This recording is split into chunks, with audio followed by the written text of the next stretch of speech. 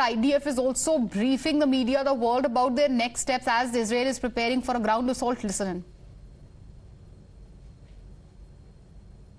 in. Is of concern, and absolutely the IDF, as a professional military, works within the realm of the armed conflict.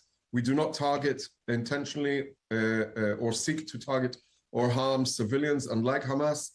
And indeed, the military is operating in order to achieve its goal in destroying Hamas's capability. The ground forces are currently several hundred thousand, some 300,000 reservists have been called up for military service in the reserve.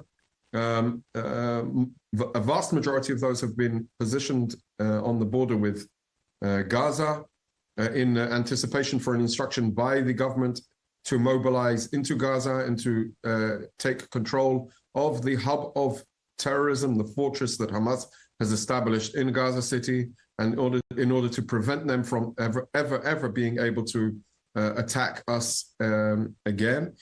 And the 300,000 also includes forces positioned in the north along the frontier with Lebanon in anticipation with the situation with Hezbollah. And as we see, we've had several attacks by Hezbollah across the border in the north with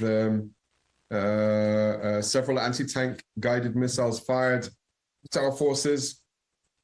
And I would like to say that the way we anticipate, the way we see is Hezbollah is currently trying to increase pressure at the will of Iran in order to undermine the efforts to destroy Hamas's capability in the Gaza Strip. And they're doing it in a way to escalate the situation on the border in order to challenge Israel and the IDF. We are continually watching the situation and evaluating the situation after all of the developments, and together with our allies, the United States, coordinating in order to ensure that the security and interests of the State of Israel are maintained. Lebanon, the State of Lebanon, is the sovereign of the country.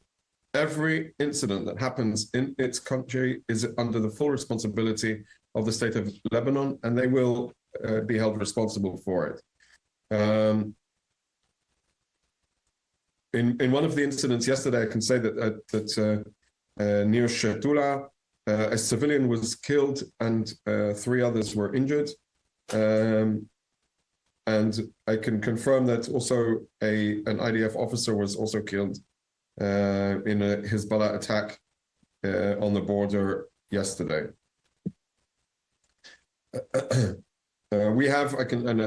Perhaps I would say this finally, the IDF is a strong military. We are prepared. We have a lot of forces, motivation in order to secure the State of Israel. Our responsibility is to ensure that the State of Israel is safe and secure, and we will expand our military operations against Hamas to destroy the genocidal regime of Hamas and never let them attack us again as they did on the 7th of October.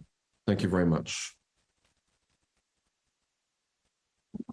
Thank you, Peter. I will attend to some of the questions that are on the group chats. This is an on-the-record press conference, so you can quote anything me or any of the other participants is saying, and there will be time for questions afterwards. I don't think that we'll have time with Lieutenant Colonel Peter Lerner because his time limit, I'm not sure we'll allow it.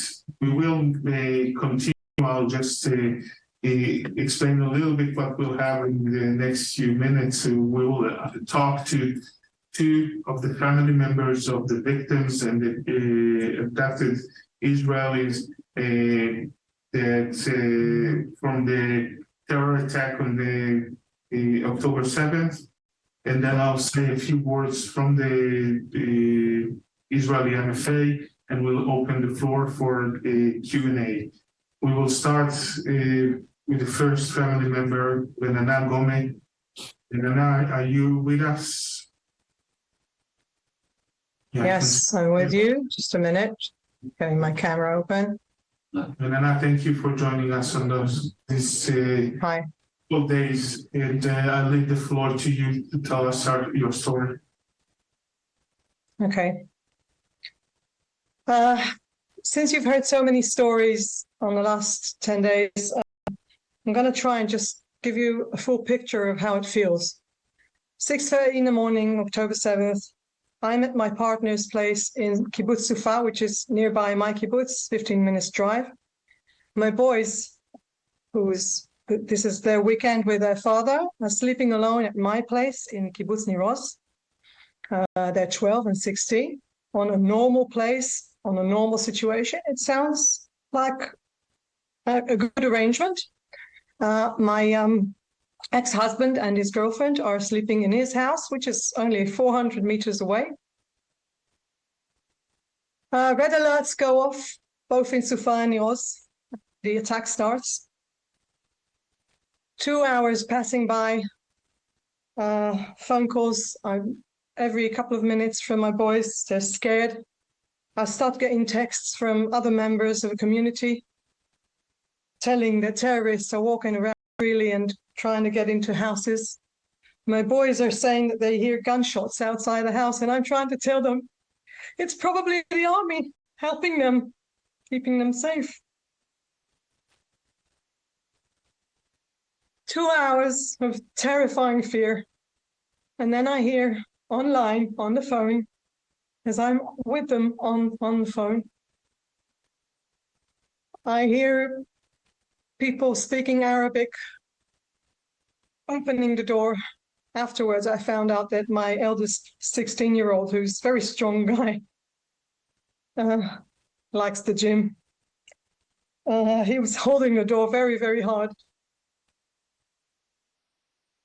They had a hard time opening the door, but they did, and they opened it. And they snapped my two boys out of their bedroom and dragged them into Gaza. The last thing I heard was my youngest, who's only 12, saying, "I'm too young, don't take me." And they took them. And I've heard nothing about them since. It feels like fauda. It feels unreal. It still feels unreal. I feel like I'm in a bad dream. Must wake up at a certain point. The dream just goes on and on. A nightmare. They had cameras, the terrorists. Israeli soldiers have cameras on them. So if there's by any chance, a doubt that they did anything that is immoral, they would be judged. These guys had cameras so they can put it on Instagram and Facebook and celebrate the murder and the destruction. I can't even start to tell you what the place I used to live in and the place I grew up in all my life, what it looks like now. It used to be such a beautiful place. There's nothing left. Nothing left. They burnt all. They destroyed everything. They stole everything we had. That I don't care about TVs and computers. I care about my kids. Since then, my daily routine is to work hard to get them back in any way I can. Any routine feels, being in a normal routine, getting a shower, getting into bed, eating, sleeping, dyeing my hair. Everything feels so wrong because somewhere in Gaza. I don't know if they're eating. I don't know if they're sleeping. I don't know if they're tortured. I don't know if they're together. I don't know if they're alive. There are 80 members of my community that were taken out of less than 400 people. 80 people. Another 30 were killed. There is no Niroz anymore. Our community is gone. You know, I always tell my kids that the kids in Gaza struggle a lot harder, that they have a much worse life than we do. They don't have running water, they don't have electricity. My heart goes out to every child in Gaza who is killed, every mother who's losing her child, even if he was a terrorist, 17, 18. But what kind of mother grows such monsters? How can it be that I'm so empathetic to them and they don't see us as humans? These are not neighbors. They are not neighbors. I used to be so pro-Palestine. I still believe that this is the right way for humans to live next to each other. You know, borders are between countries. They're not between people. They're not between babies and children and elderly people.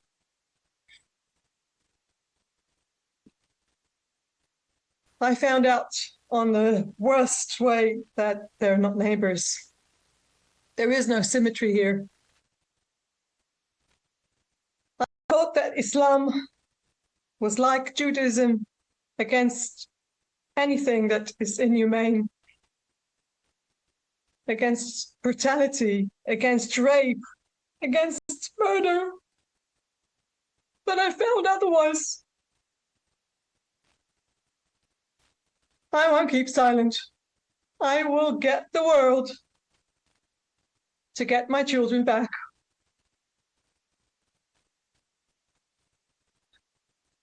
I'm sorry, I'm very, very emotional.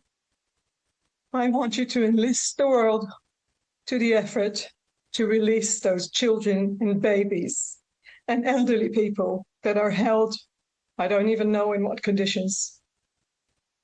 There's no place for this. And there's no reason to hold innocent people, innocent civilians. They can have their prisoners, as far as I'm concerned. They're all monsters anyway. All I want is my children back in their beds. They don't have a home to come back to, but they have a mother to come back to. I'm hoping that their father, my ex-husband, is with them. I don't know. I'm hoping that his girlfriend, who's such a wonderful lady, is with them. I'm taking care of them. I'm hoping that they're treating women there. The women should be treated. That they are not torturing them and raping them. Help us get them back. Bring the kids alive home now. Thank you for listening. Thank you so much, Elena. I know how hard it is. My heart goes out to you. We'll move to Shaili Atali, that is also here with us. Shaili, thank you for being with us. Thank you for giving us your time and telling your story. Okay.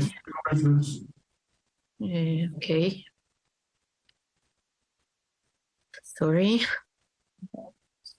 I'm a bit stressed and I would like to, okay. I would like to read it. Okay. My name is Shaili Atali.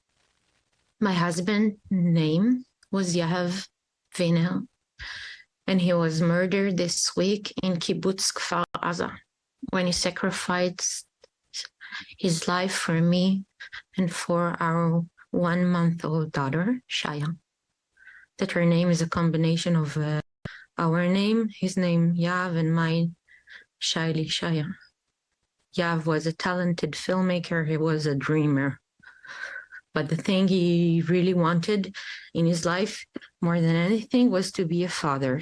We were together for 10.5 years, and we waited for this baby for a long time. She was like a miracle to us. So it was was early morning. Our green kibbutz was quiet when Yav woke me up for my shift with Shaya. He told me that she could wake up to eat shortly. She didn't have time to wake up, and suddenly a massive explosion started. I ran to the safe room, which is our bedroom. Sorry, a minute.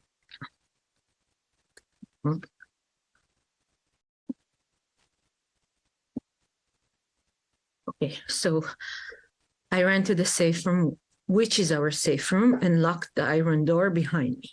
I was gasping for air while he was trying to figure out with his friends on the shared WhatsApp group what was going on. People started writing that they were being shot outside the house.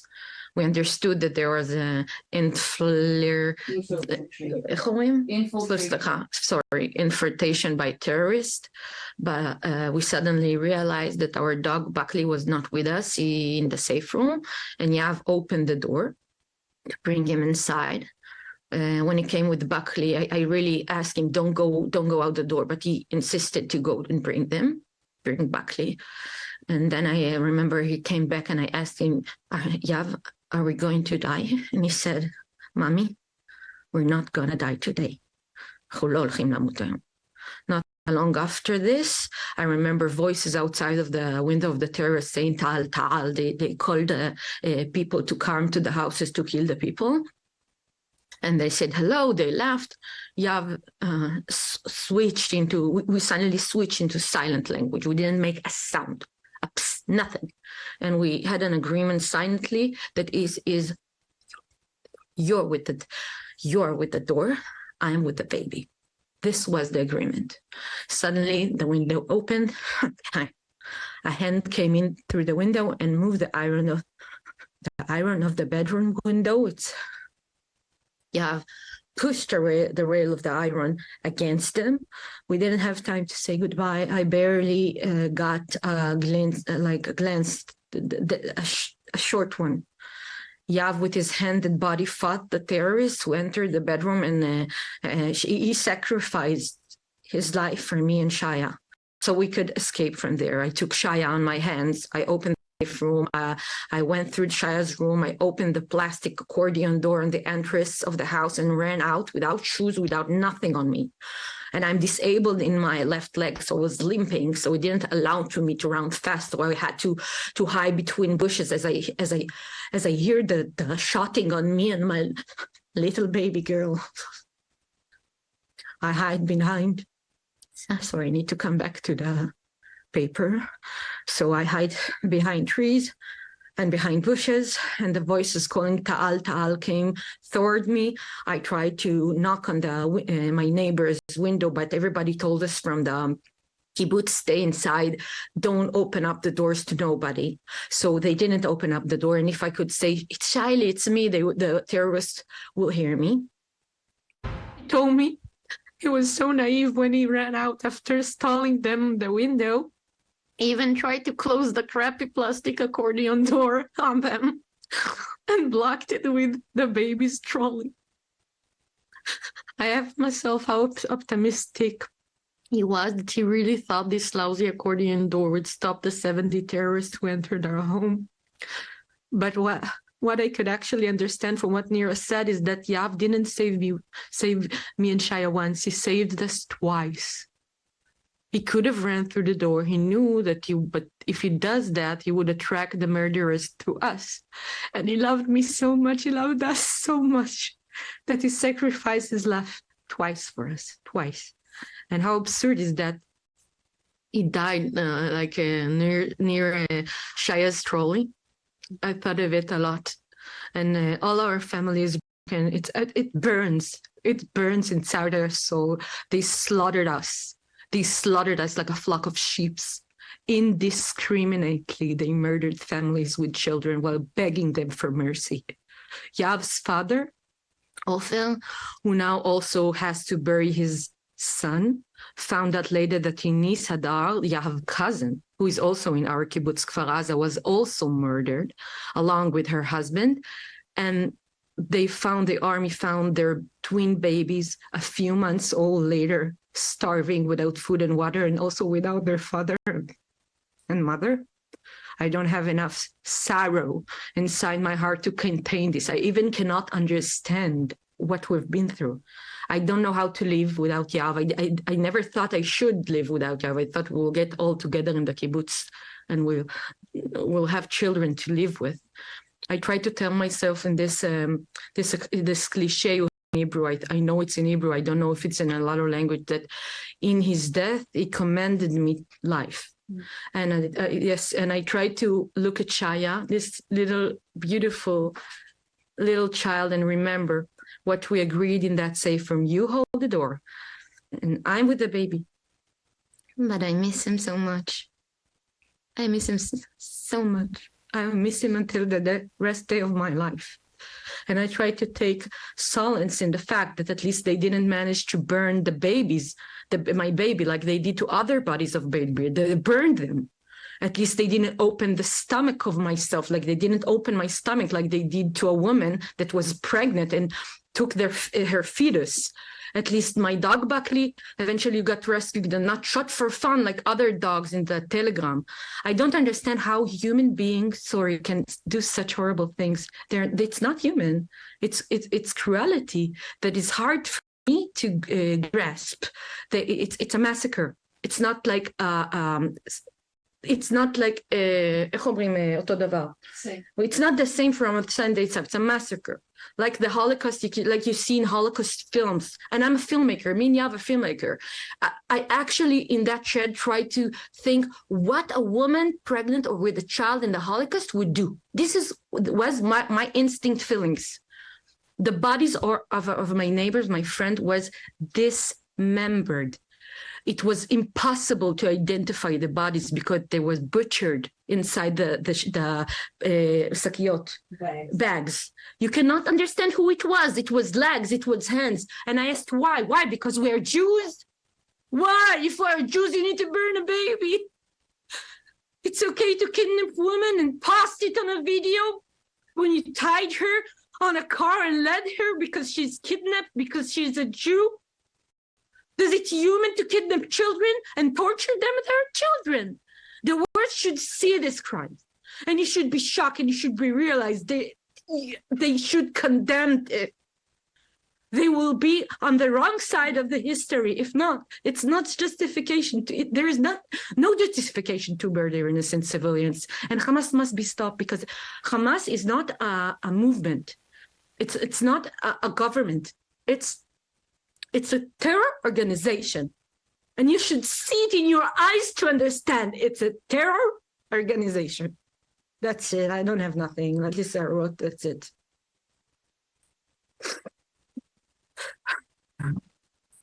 Thank you. Thank you very much. I know how hard it is. It's hard for all of us. I'll say a few words from the Ministry of Foreign Affairs, and I'll open the floor for questions. War. It's a war that was forced upon us by a terror organization, a vicious, worse than ISIS terror organization. They murdered more than 1,300 Israelis. Vast majorities are civilians, babies, kids, women, elderly people, Holocaust survivors. They kidnapped more than 150 people, including babies and kids and Holocaust survivors, old people. They shot more than 5,000 rockets since the beginning of last week. All of them were targeting Israeli civilians in the south of Israel, in Tel Aviv, in Jerusalem, and other places. This is an ISIS-like terror organization, and the response of the international community should be the same response like we did to ISIS. Israel receives an unprecedented support from the international community. We've seen statements, we've seen speeches, historical speeches by leaders like the one by President Biden or the one by Chancellor Scholz in Germany and many others. We have hosted visits of world leaders that came here to support us and show their solidarity. The Foreign Minister of Germany and Italy, and the UK, the State Secretary of the United States that came once and is coming again today, and the Foreign Minister of the Czech Republic, and there are many others that are coming in the next few days. And it's very important for us. Our goal is to stop and end the Hamas control in the Gaza Strip.